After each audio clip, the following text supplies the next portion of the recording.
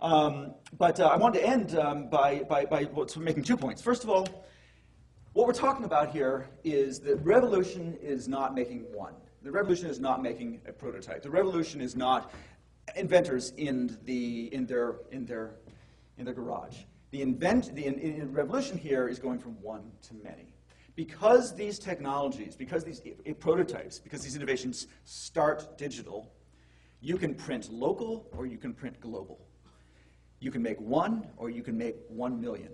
And it's the same file format. End-to-end is standardization of the file format. The information that describes a product is now impedance matched to the micro and to the macro. And the ability to, again, just print local or print global is relatively mind-blowing. And I can tell you, the first time I printed global, in other words, sent my file to a Chinese factory, and 5 days later, a big box showed up with 500 of them. It was just like, you feel like, you've just been handed the keys to the kingdom. Sorcerer's Apprentice stuff is just amazing. I made a factory in China make stuff for me. And I can do it any number of units I want. So print local versus print global, that making is manufacturing, is an outgrowth of the Internet's innovation model and digital description of products applied to real stuff. There's lots of service bureaus that do this. You can print locally at poor resolution on your maker body. You can print globally on shapeways in any substance you want, including stainless steel and glass. It's kind of amazing. There's a bunch of companies emerging to sort of help you through the supply chain stuff. And I wanted to end on a kind of economic note. You in this room will know better than many who the gentleman on the left is, Ronald Coase, the University of Chicago economist, who came up with the initial, in the initial 30s, asked sort of fundamental questions about the nature of the firm. Why do companies exist? And I'm doing total violence to Hal here in the front is going to be grimacing at my description of transaction costs. But in shorthand, the firm exists to minimize transaction costs, and transaction costs are defined as the act of getting something done. This person needs to talk to this person. Sort of sourcing needs to talk to manufacturing, needs to talk to account receivable, needs to talk to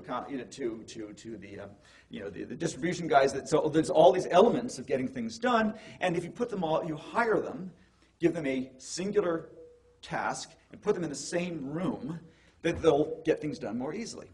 So companies exist to make it easier to put the right people together. Bill Joy, again, who I don't need to introduce in this room, the co-founder of Sun Microsystems, came up with a paradox in the 1990s.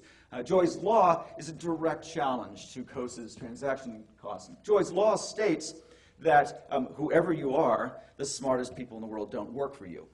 So Coase says, to get things done, you've got to hire people to work for you. And Joy says, they won't be the smartest people. This is troubling. This is a very troubling problem. And I think what we now have in this new industrial model is a solution to the paradox. I wanted to present the solution in the form of the picture of this guy here. His name is Jordi Munoz.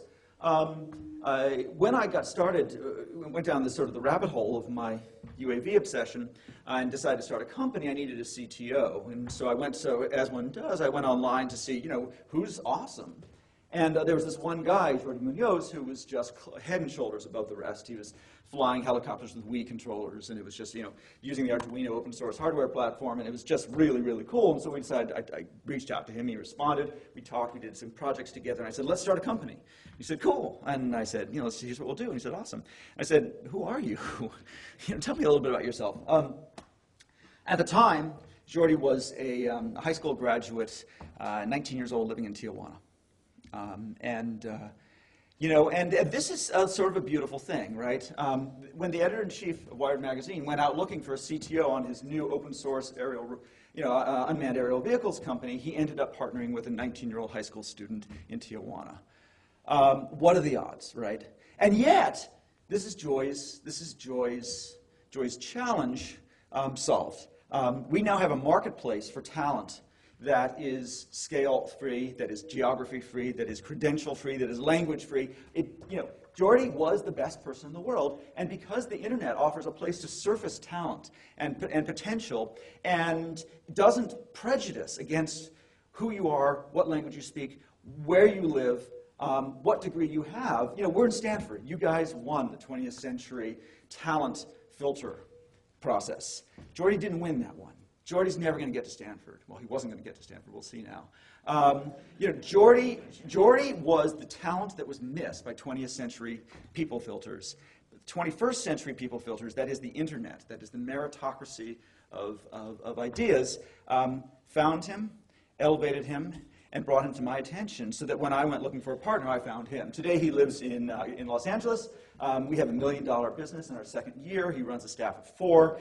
He is going back to college, although correspondence, some online college, because he actually realizes that he's missing some sort of foundational skills in math and physics. But the point is that this open innovation process of the web applied to real things has created an extraordinary ability to break outside of the 20th century corporate model of innovation and development and use the internet's model of open innovation, of open collaboration.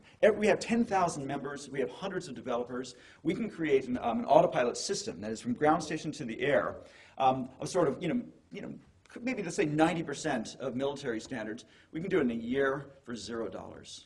This is like a 5-year, $10 million thing if it's done by a defense contractor. And by simply using the internet's methods to achieve the same thing, we can get pretty damn close, fast, cheap, and available to all. So we can argue whether or not that's a good thing. We think it is. But what's important is that it's possible. And the lessons of this can be summarized into this simple bumper sticker that atoms are the new bits, that the revolution that the internet created in the digital space is now playing out in the physical space. I believe this is going to be the engine of the 21st century economy. Thank you very much.